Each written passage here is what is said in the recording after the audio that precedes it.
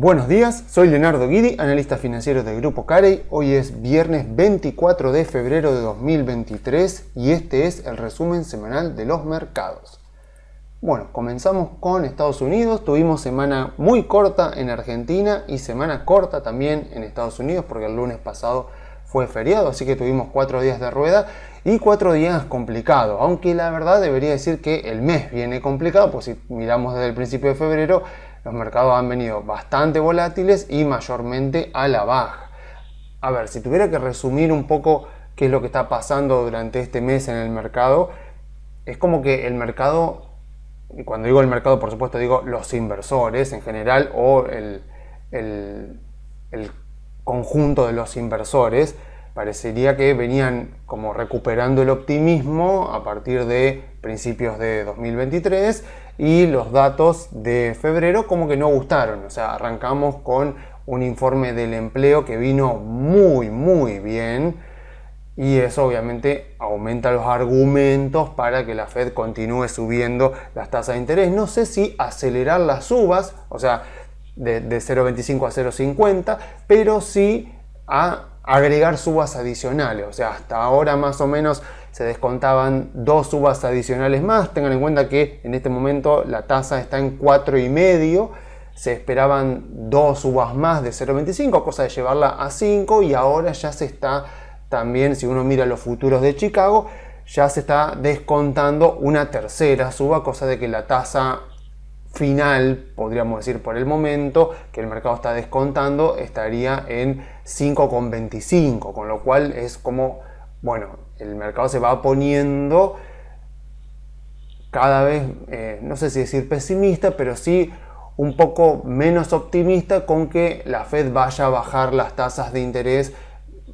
tal vez en el tercer trimestre o ya llegando a finales de año. Entonces estos cambios de expectativa, a pesar de que no son cambios muy graves como los que podíamos tener el año pasado, que provocaban estos desplomes grandes como veíamos acá desde la segunda, más o menos en el tercer trimestre de 2022,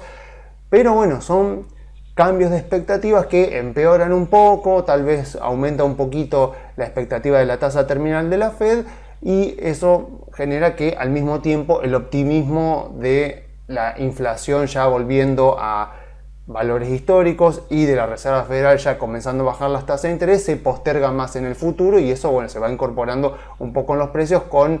valuaciones que persisten en sus niveles bajos, en precios que no se recuperan y en mercados que siguen poniéndose volátiles y que siguen bastante dubitativos con las recuperaciones que hemos tenido, porque si tomamos por ejemplo que el 13 de octubre comenzó un nuevo mercado alcista, y esto es una gran suposición por el momento, porque hasta ahora es imposible que podamos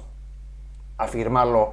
con fundamento, esto lo vamos a saber recién dentro de varios meses y con seguridad cuando se llega a otro récord histórico, pero si nosotros creemos que esto es un nuevo mercado alcista, bueno, se está iniciando de una manera no tan contundente como otros mercados alcistas anteriores. En cuestiones temporales, si tomamos las duraciones de los mercados bajistas, ya llevamos más de un mes de mercado bajista, con lo cual uno dice, bueno, si yo me baso en la temporalidad, en cuánto duraron en promedio los mercados bajistas durante todo el siglo, o mejor dicho, durante la segunda mitad del siglo XX y la primera década del siglo XXI, tengo que decir que si este mercado bajista todavía persiste, está un poco ya pasado del promedio, con lo cual uno diría, bueno, es más probable que se haya iniciado un mercado alcista a que persistamos en un mercado bajista. Pero bueno, todo depende de cómo se vayan dando los datos de inflación y de crecimiento económico para ver si la Reserva Federal, y también por supuesto de empleo, aunque el empleo siempre es una consecuencia de inflación, crecimiento económico, de decisiones empresariales, pero bueno, la Reserva Federal lo tiene en cuenta y en base a eso toma sus decisiones, y tenemos que tener en cuenta de que el mercado está mirando especialmente lo que hace la Reserva Federal para ver si efectivamente este mercado bajista terminó o si todavía persiste, porque justamente el principal causante de este mercado bajista fue la inflación, y también obviamente la inflación volviendo a niveles históricos va a incentivar a la Reserva Federal a bajar las tasas de interés, y eso ya sí va a dar la confirmación de que estamos en un nuevo mercado alcista. Por lo pronto, lo que vemos durante esta semana es que se conoció el índice de precios al consumo personal. Y estoy seguro de que alguno va a decir, índice de precios al consumo, eso no es lo mismo que el índice de inflación, que ya lo vimos un par de semanas atrás. No concretamente. O sea, Estados Unidos podríamos decir que tiene como dos índices de inflación. Uno calculado por el Buró de Estadística, que sería como nuestro INDEC, que ese es el que vimos hace un par de semanas, y otro bastante similar, pero con diferente metodología y los datos se toman desde fuentes diferentes, que está calculado por el Buró de Análisis Económico. O sea, son dos organismos gubernamentales de Estados Unidos que calculan un índice de precios al consumo minorista. El que más se observa es el que ya vimos hace un par de semanas, pero hoy se conoció el otro y vino bastante mal. O sea, se esperaba que venga con un crecimiento del 4,9 interanual y vino con 5,4 interanual, o sea que vino bastante más arriba de lo esperado, a diferencia del otro, del índice oficial, podríamos decir, el más utilizado de la inflación, que vino un poquito arriba de lo esperado y también dentro del rango de valores que se esperaban. Entonces eso va generando que el mercado empieza a perder un poco el optimismo. Obviamente en absoluto está perdiendo el optimismo como veíamos hace 6 meses atrás, pero obviamente que genera que este mercado alcista todavía no cobre fuerza, de que todavía haya muchos inversores bastante dubitativos con volver a invertir en acciones, que obviamente que los flujos grandes de los fondos de inversión todavía no vuelvan a girar sus portafolios mayormente a acciones. Y bueno, vemos esto, que si uno opera más que nada de corto plazo u opera no tanto pensando en empresas, sino pensando en movimiento, hacen que uno, pierda dinero, porque básicamente está tradeando emocionalidad, está operando el azar, está operando datos, y es muy difícil, es imposible poder predecir cómo el mercado se va a comportar, cómo va a reaccionar a un dato, porque no siempre el mercado reacciona de la misma manera ante los mismos datos. Esta semana, por ejemplo, lo que vimos fue una nueva suba de la tasa del bono a 10 años, que es el que usamos para descontar flujo de fondos y es el que por lo tanto nos afecta mucho en las valuaciones de empresas. Entonces acá en esta página que suelo utilizar podemos ver la curva, cómo estaba la curva de tasas a principios de febrero, cómo estaba en rojo hace una semana atrás y cómo está hoy. Entonces vemos cómo se ha ido desplazando hacia arriba. Por supuesto, la parte corta de la curva está mucho más ligada a las tasas de interés de la Reserva Federal. Por lo tanto, la tasa a 3 meses es la que podríamos decir que mejor aproxima lo que va a hacer la Reserva Federal en la próxima reunión. Entonces, en este momento, la tasa a 3 meses, hoy tenemos la tasa de la Fed en 4,50, la tasa a 3 meses más o menos está descontando, por lo que vemos ahora, que va a subirla a 0,25. Si de repente vemos que durante la próxima semana, durante las próximas 2 semanas, la tasa a 3 meses se va al 5, quiere decir que el mercado está descontando que la Reserva Federal, en vez de subir 0,25%, va a subir 0,50, y eso el mercado lo puede llegar a tomar a mal. Por ahora, a pesar de que muchos digan, fíjense, los futuros de tasa de interés, que está empezando a aumentar de a poquito la probabilidad de una suba de 0,5 y está bajando la probabilidad de 0,25, bueno, por ahora, si yo tengo que basarme puntualmente en algo, me baso en la tasa a 3 meses y digo que por el momento el mercado sigue descontando que la Reserva Federal va a subir 0,25. Pero lo que me importa es esto, fíjese el desplazamiento que tuvo la tasa de 10 años, y esto es lo que le pega negativamente a los precios de las acciones. Estábamos en 3,4 y ahora estamos casi llegando al 4%. Y si nos fijamos, obviamente vemos que cuando sube la tasa a 10 años, por lo general las acciones tienden a bajar, y especialmente el año pasado fue un año muy agresivo para la baja de las acciones. Vemos que la tasa en este momento está acá, y la última vez que estuvo acá rondando el 4%, e incluso por encima del 4%, fue cuando tuvimos el mínimo del mercado. En este mismo contexto tuvimos esto en las acciones, tuvimos a las acciones haciendo el mínimo del mercado. Entonces, una pregunta sensata que una persona podría hacerse es, ok, tenemos la tasa de interés otra vez en el 4%. La vez pasada que la tasa de 10 años llegó al 4%, tuvimos este desplome y el mercado hizo el que por ahora es el mínimo del mercado bajista. ¿Qué pasa en este momento? Que la tasa de 10 años está otra vez tocando el 4% y tal vez lo supere si las expectativas continúan empeorando, o sea que las expectativas de la inflación persistente empiezan a aumentar y por lo tanto el optimismo del mercado continúa disminuyendo. ¿Qué pasa? Que las acciones no están cayendo tanto como cayeron en octubre. Bueno, esto ya lo hemos visto en los últimos informes. ¿Por qué razón? Bueno, porque la tasa de interés del bono a 10 años, o podríamos decir en general la tasa libre de riesgo, no es el único determinante del valor de las acciones. Vimos la semana pasada el gráfico de Pablo Fernández. Damodaran también tiene uno. Yo, como ustedes saben, me gusta utilizar más el de McKinsey porque me parece que es el que condensa mejor información en un gráfico bastante fácil de entender. Damodaran tiene uno también, pero no me gusta porque es demasiado generalista y no aborda de manera directa rendimiento sobre el capital, costo de capital, o sea, él se explaya en algunas otras cosas, pero prefiero no usarlo porque me parece que genera más confusión. Este es bien claro, bien conciso, y si uno piensa, uno dice, ok, esto, el costo de capital, durante febrero, lo que ha pasado, si yo tengo que la tasa de 10 años ha subido de 3,4 a casi 4, lo que tengo es que de los determinantes del valor de las empresas, el costo de capital durante febrero me empeoró. Y si me empeora y yo dejo todo lo demás constante, esto me baja. Obviamente eso de dejo todo lo demás constante no existe en la realidad, porque en la realidad todo se va moviendo. Entonces, como factor positivo, y la razón por la cual puedo decir, bueno, a pesar de que tenemos la tasa en un 4%, tenemos las acciones acá y no acá, como fue la vez pasada, donde tuvo la tasa en esos niveles, porque en este contexto había mucha más incertidumbre con respecto a esto, y por sobre todas las cosas con respecto a esto. Antes, en aquel momento, por ahí se pensaba en una fuerte recesión, y en este contexto, la verdad es que los datos no están mostrando, que Estados Unidos esté encaminando a una fuerte recesión. O sea, el PBI de Estados Unidos durante el primer trimestre de este año creció. O sea, tengámoslo en cuenta, o sea, se está hablando de recesión y el PBI, durante enero el PBI de Estados Unidos creció, se conoció el dato, está bien, no creció tanto como se esperaba, pero además los PMI, los que ya hemos mostrado en informes durante el año pasado, venían cayendo durante varios meses, o sea, durante todo el segundo semestre del año pasado.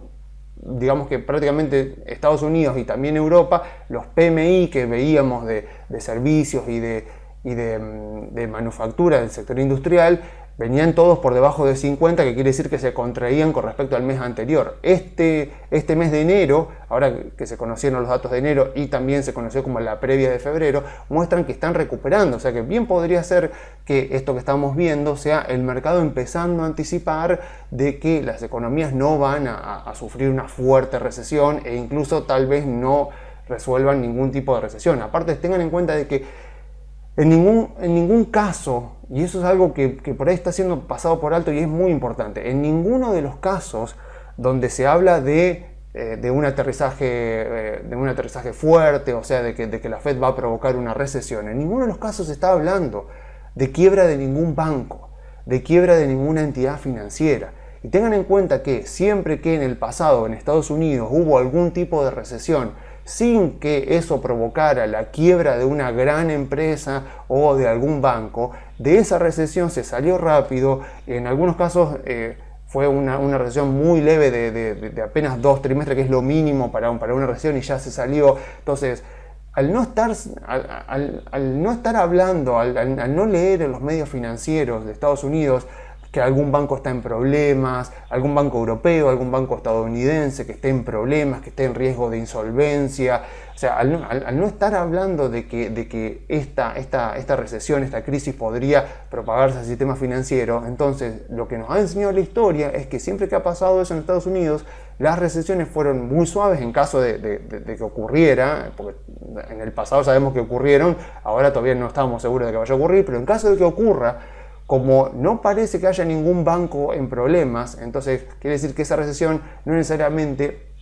se va a contagiar al sistema financiero, y una quiebra de un banco ya sabemos que justamente cuando una crisis, cuando una recesión, cuando una depresión en algún sector se propaga al sistema financiero, como pasó por ejemplo en 2008 con el sector inmobiliario propagándose al sector financiero, el sector financiero es el que termina propagando, provoca que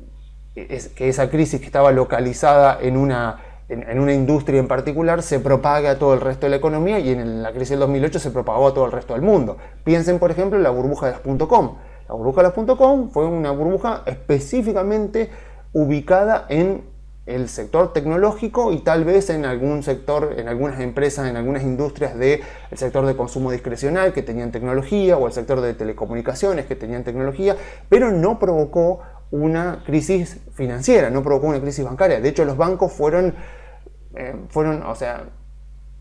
mejores que el Standard & Poor's. O sea, si uno mira el rendimiento del sector financiero durante 2000-2001 y compara con el Standard & Poor's, claro, el Standard & Poor's se caía a pique por todo el componente tecnológico que tenía en el índice, y los bancos fueron una inversión relativamente buena. No quiere decir que si yo compraba bancos en el año 2000, en el 2001 estaba ganando plata. Lo que quiere decir es que caían menos de lo que caía el índice, o sea que no había ningún riesgo,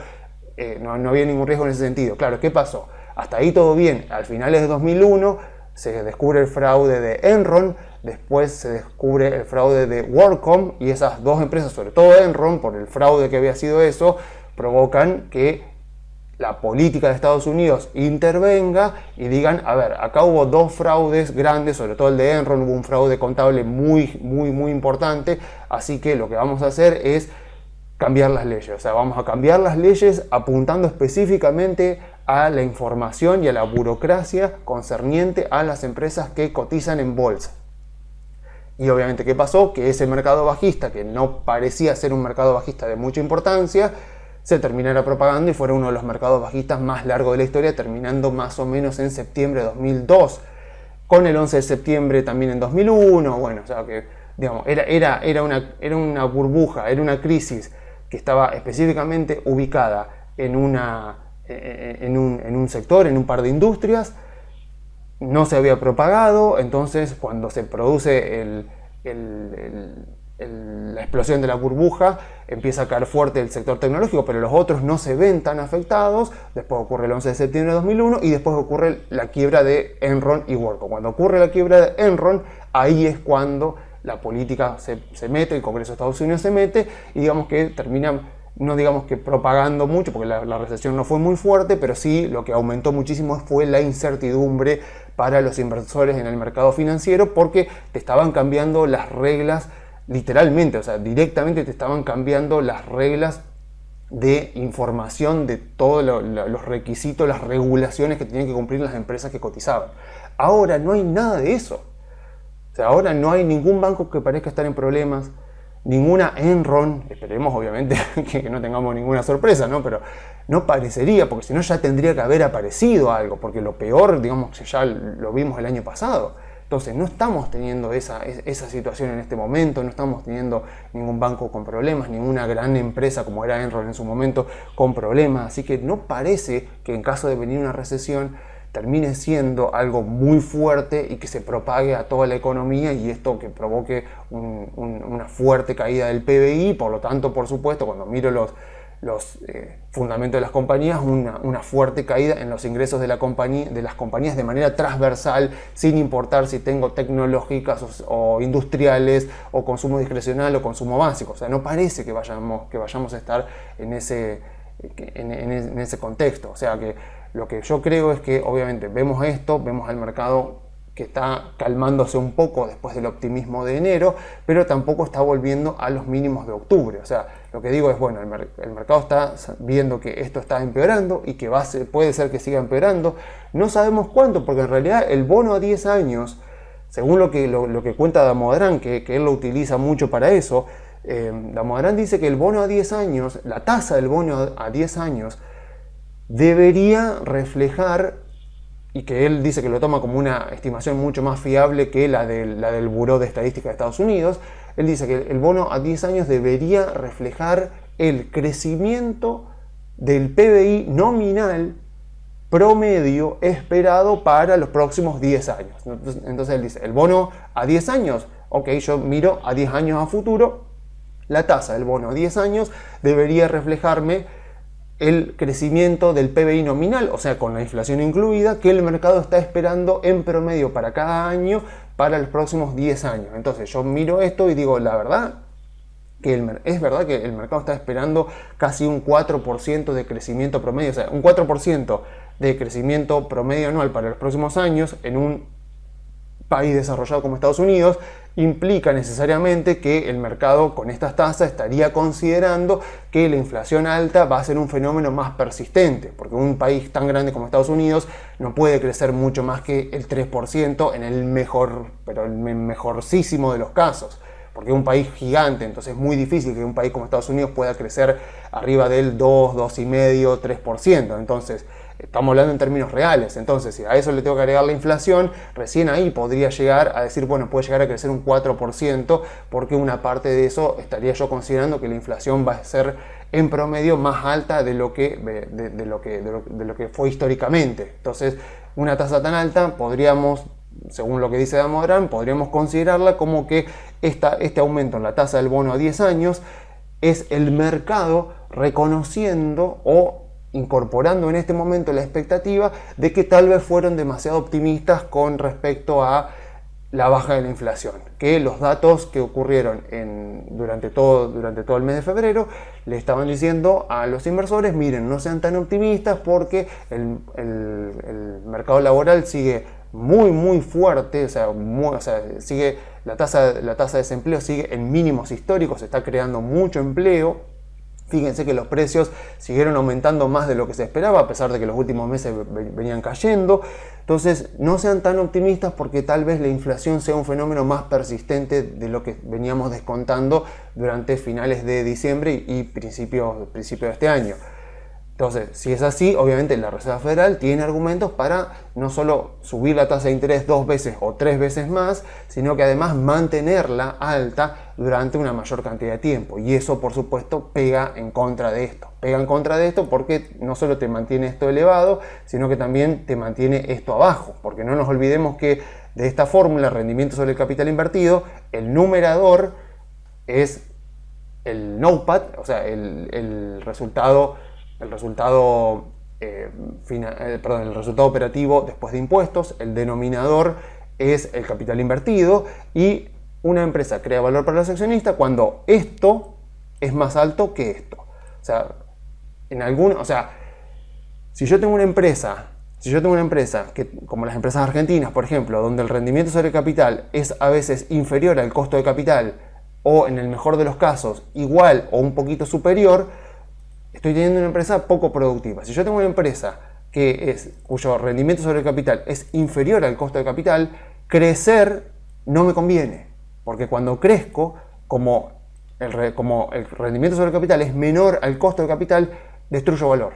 Porque no estoy pudiendo compensar a los acreedores de deuda y a los tenedores de acciones por el riesgo que están invirtiendo. Entonces, tenemos que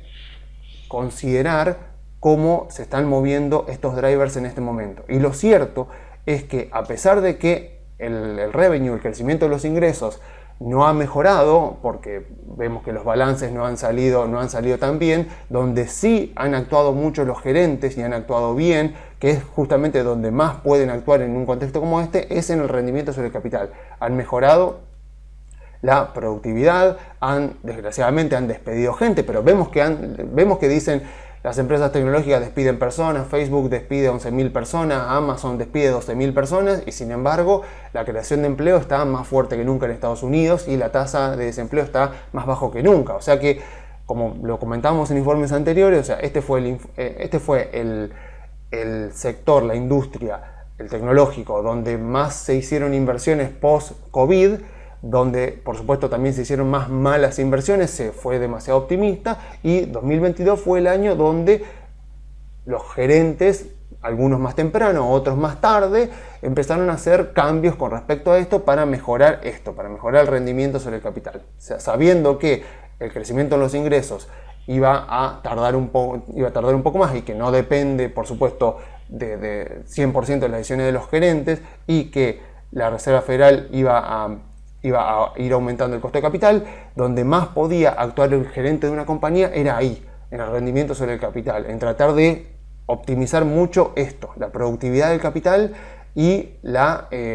productividad de los costos. O sea, desgraciadamente, nos guste o no nos guste, los empleados son un costo, el salario es un costo, así que en parte los despidos masivos que hemos visto en empresas tecnológicas responden un poco a eso, a mejorar la productividad y optimizar los costos de las compañías. ¿Para qué? Para mejorar el rendimiento sobre el capital, porque esto me está subiendo y si esto se me destruye mucho, lo que pasa es que mi empresa empieza a destruir valor, y si empieza a destruir valor, esto se me cae como un piano y bueno, y es básicamente lo que estuvimos viendo el año pasado. Ahora, mucho de todo este trabajo está hecho y el crecimiento de los ingresos parecería que va a venir en algún momento de este año, o sea, posiblemente ya para el próximo trimestre. Vamos a ver cómo vienen los balances, pero la situación que había acá, cuando la tasa a 10 años, cuando este driver me siguió empeorando, la situación que había con respecto a estos dos drivers acá es muy diferente, bastante diferente de lo que hoy es acá. Así que esa es la razón por la cual es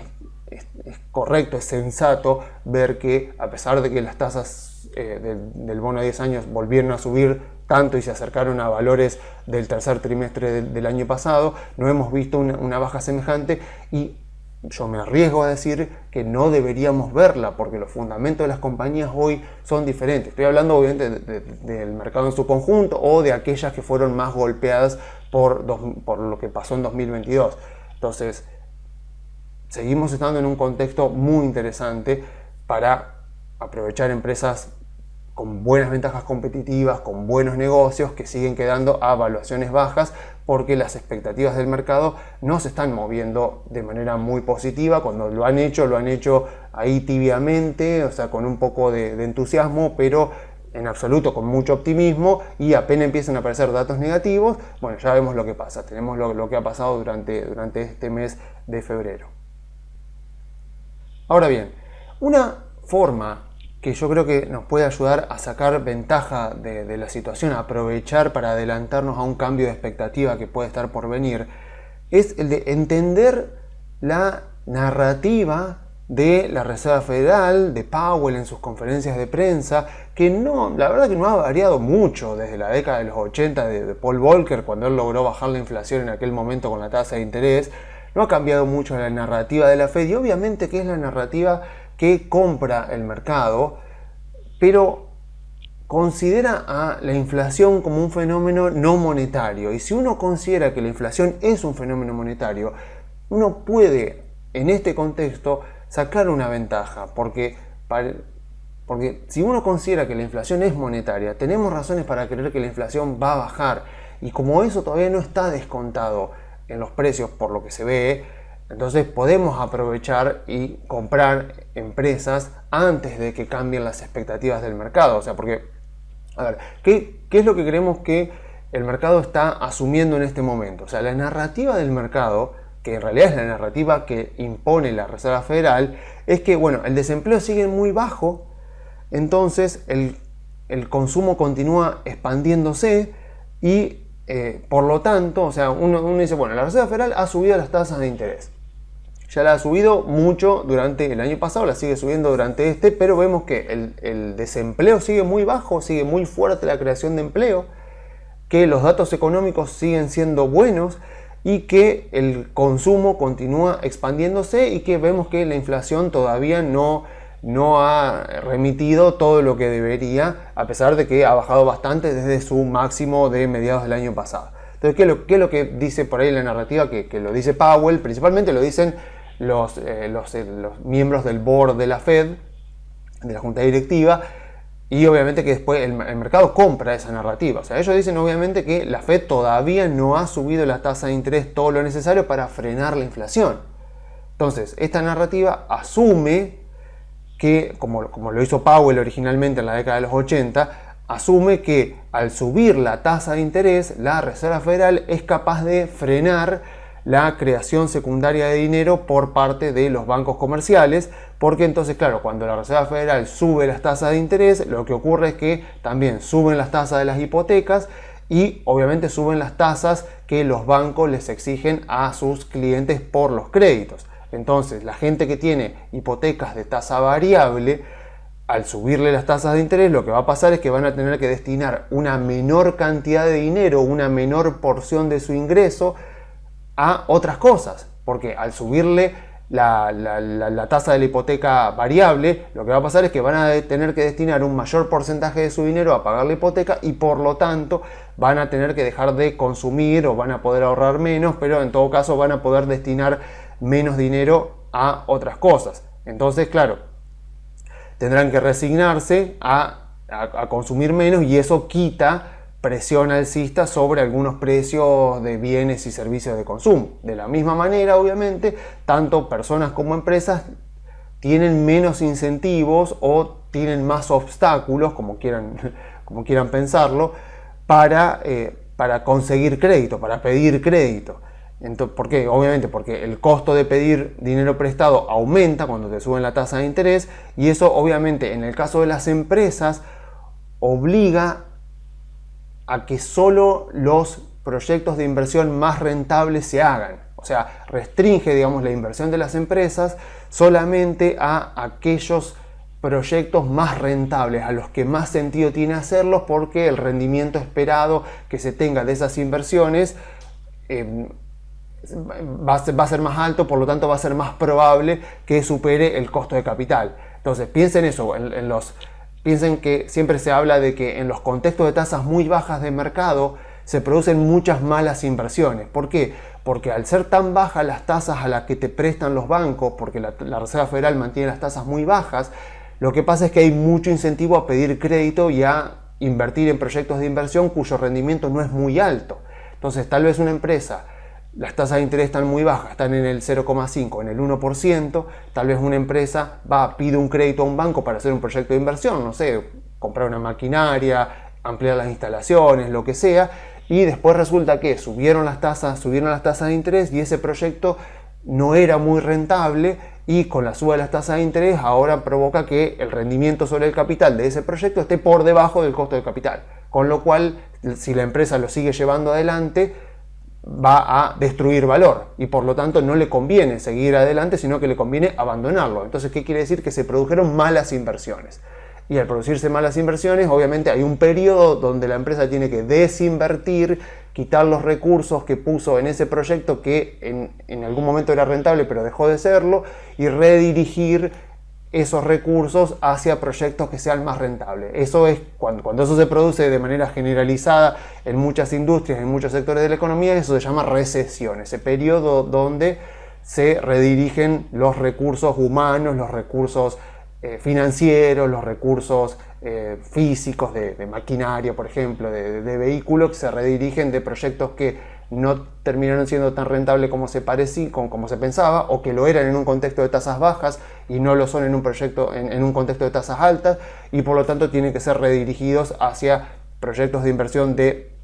mejor calidad. Entonces, por esta razón siempre se habla de que la Fed puede generar una recesión si sube demasiado las tasas y restringe mucho el crédito para las empresas porque perjudica la actividad económica. Entonces, eso era lo que pensaba Powell en aquel momento. Volcker en aquel momento, en la década de los 80, y lo que sigue pensando la Fed, la narrativa de la Fed sigue siendo más o menos la misma. O sea,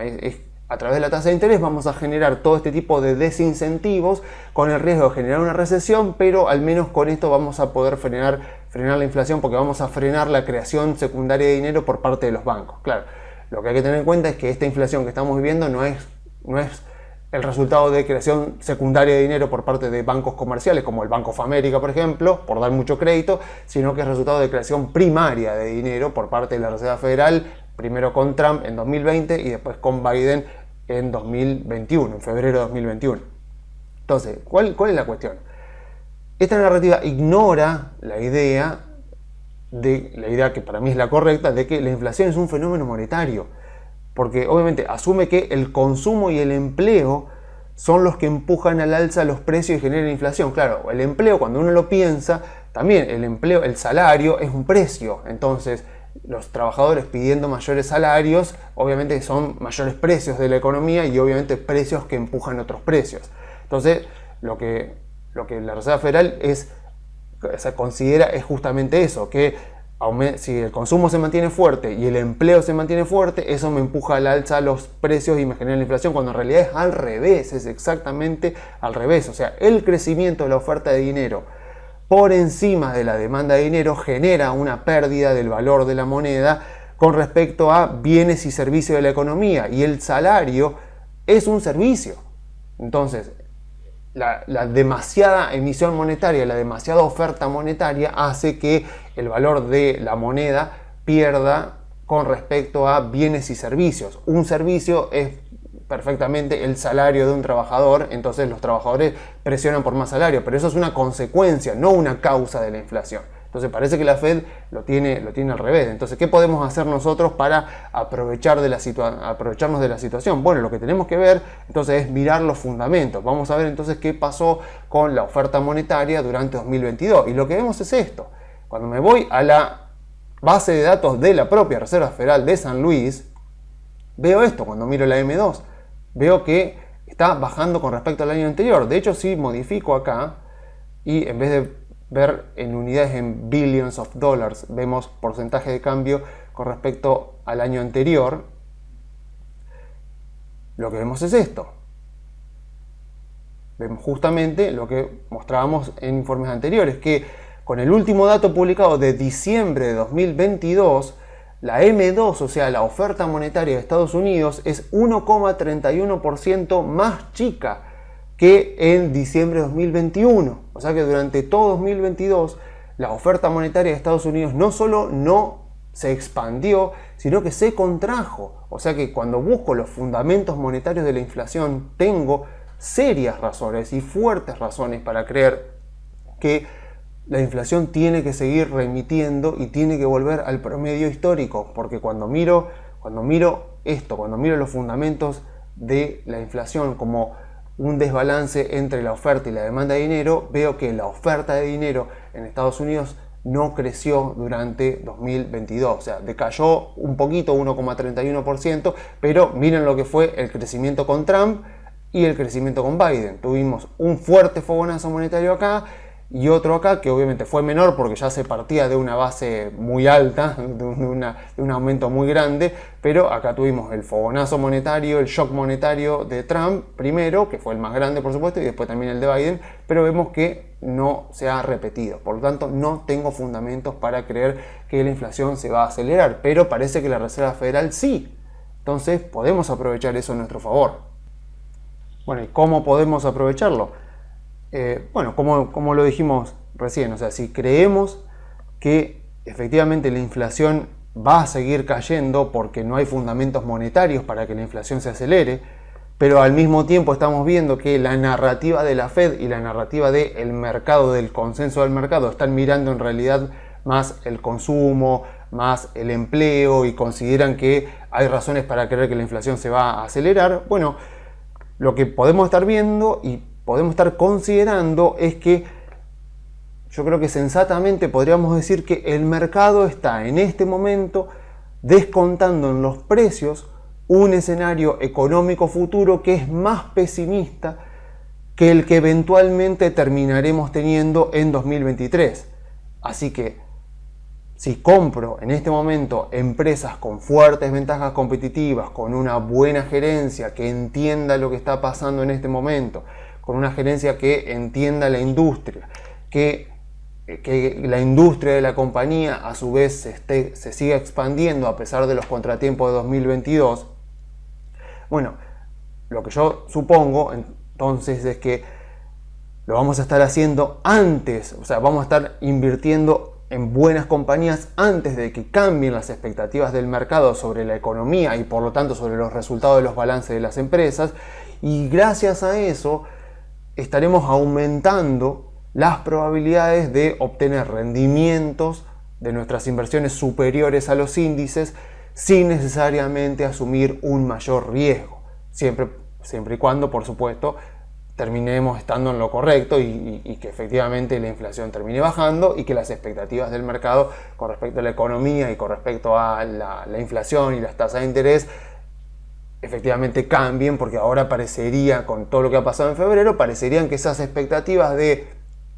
de la tasa máxima a la que va a llegar la Fed y de cuánto va a tardar en volver a bajarla y de cuánto va a tardar la inflación en volver a los promedios históricos, parecería que todas esas expectativas durante febrero se han alargado, ¿no? Se han empeorado porque como que se ha alejado en el tiempo ese momento que el mercado detecta como el momento en el cual efectivamente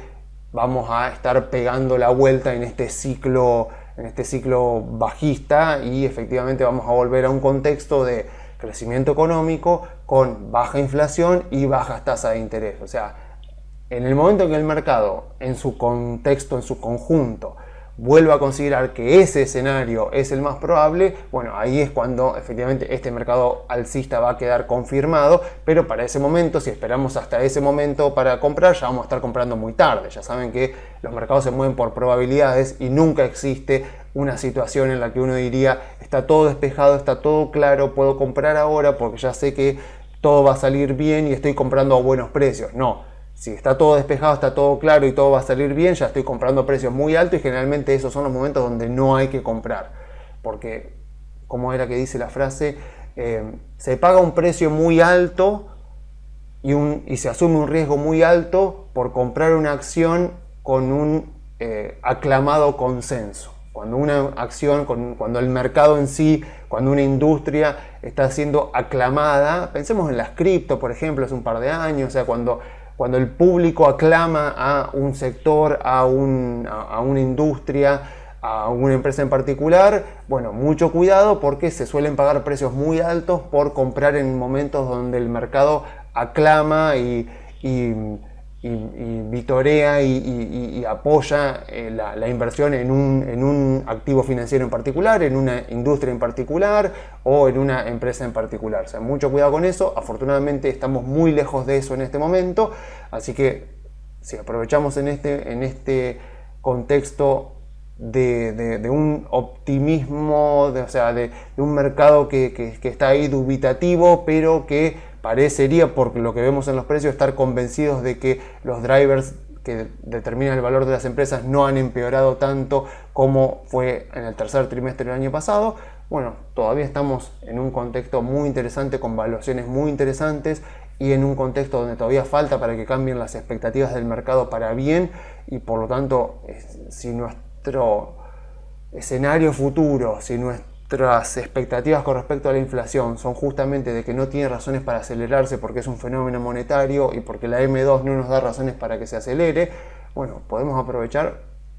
y posiblemente terminemos teniendo bastantes buenos rendimientos con nuestras inversiones en 2023, por lo menos en Estados Unidos. Vamos a ver un poco Argentina, que la verdad es que poco ha pasado, poco puedo decir. O sea, vean lo que fue, también tuvimos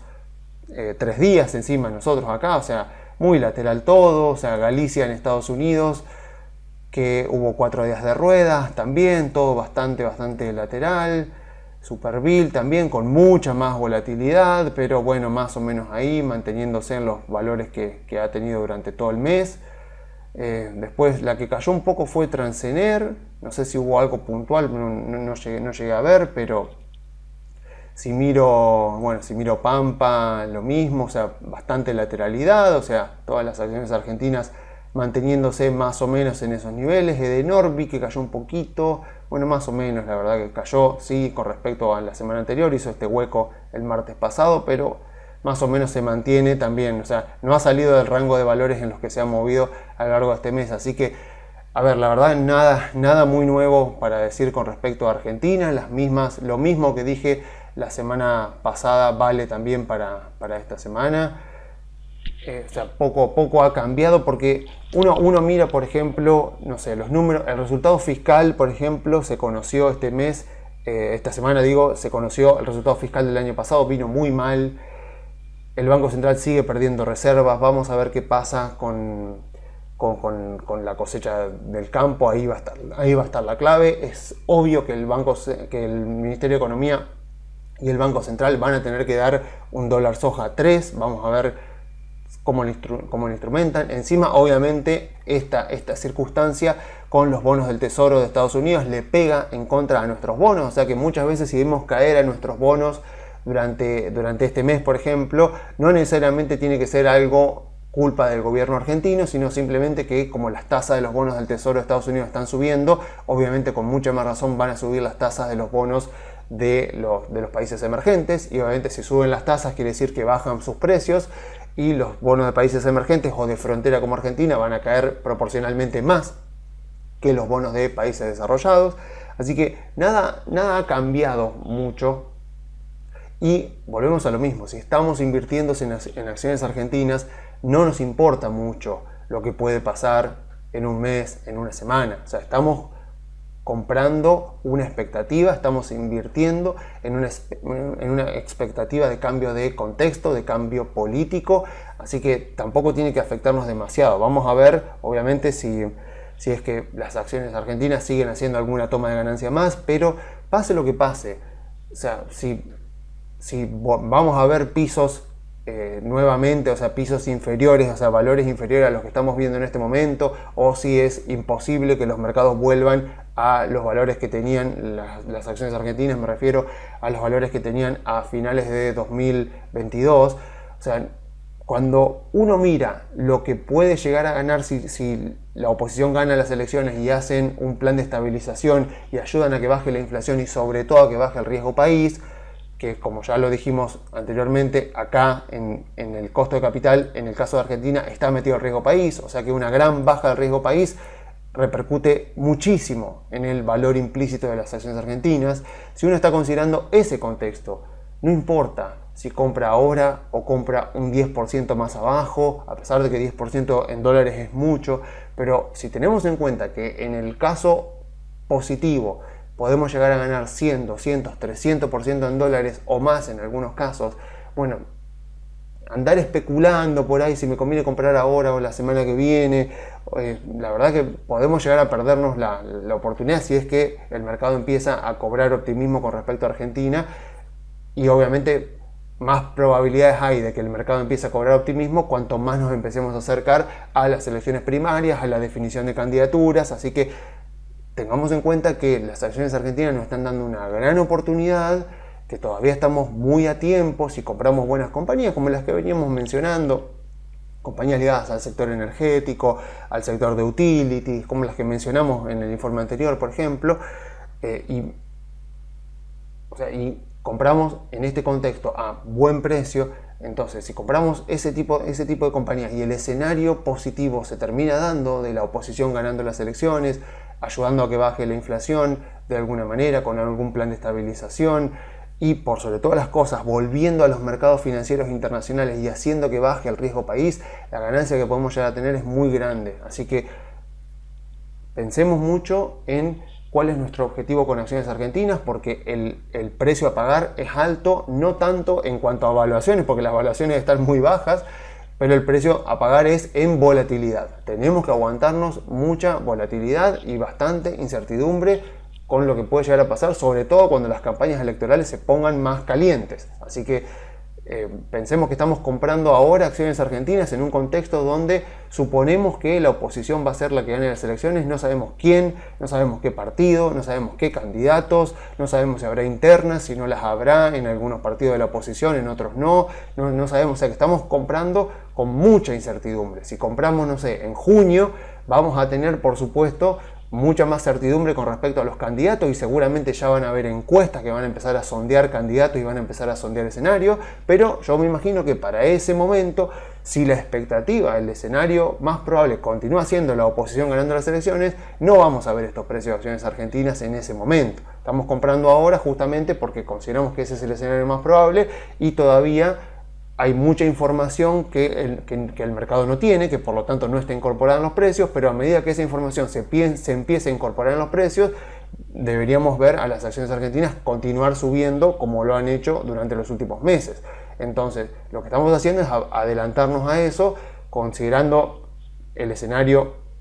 que nosotros pensamos que será el más probable, y adelantándonos y diciendo, bueno, todavía hay mucha incertidumbre, hay mucha información, muchas expectativas que no están cargadas en los precios y que se van a empezar a ir incorporando a los precios a medida que avance el año y nos adentremos más en el año electoral.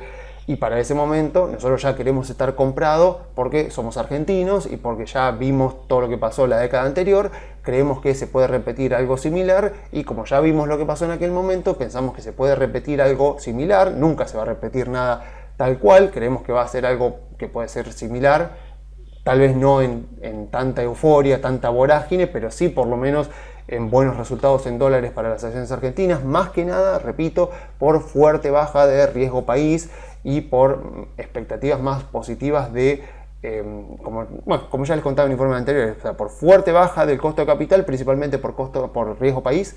y por fuerte aumento en los ingresos por ajuste de tarifas, cambio de regulaciones. O sea, eso es lo que estamos apuntando al comprar acciones argentinas en este momento y lo estamos haciendo porque creemos que es el escenario más probable y como sabemos que nos podemos equivocar, solamente podemos invertir en acciones en Argentina si es que estamos dispuestos a tolerar no solo la volatilidad, sino también la remota posibilidad de que terminemos equivocándonos y que, no sé, el oficialismo de alguna manera gane las elecciones. Yo creo que no está en la cabeza de nadie en este momento, pero no podemos subestimar tampoco. Por eso ahí está la clave en cuánto de nuestro portafolio destinamos a acciones argentinas.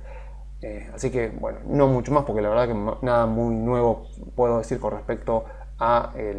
lo que dije la semana pasada. Así que, bueno, yo me despido, dejándoles las vías de comunicación. Se pueden comunicar enviando un mail a info@grupocari.com.ar o a contacto@grupocari.com.ar. ¡Chau!